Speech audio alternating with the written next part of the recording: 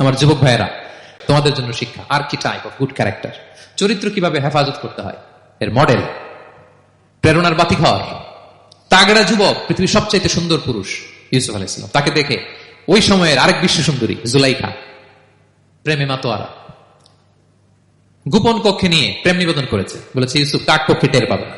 আল্লাহ নবী ইউসুফ আলাইহিস সালাম এটা প্রত্যাখ্যান করলেন, জোরাজুরি করলো, প্রত্যাখ্যান করলেন, মারধর করা হলো, প্রত্যাখ্যান করলেন, সবশেষে আলটিমেটাম দিল, যদি আমার কথা মতো না চলো জেলখানায় ভরবো। উনি বললেন ক্বালা রাব্বি সিজনু আহাব্বু ইলাইয়া মিম্মা ইয়াদউনানি ইলাই।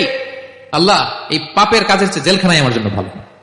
বিনা অপরাধে, বিনা দোষে, এক যুগ মিথ্যা অপবাদে কারাবন্দী ছিলেন সাইয়েদনা ইউসুফ আলাইহিস সালাম। তারপরেও চরিত্রের ব্যাপারে এক বিন্দু কম্প্রোমাইজ করেন।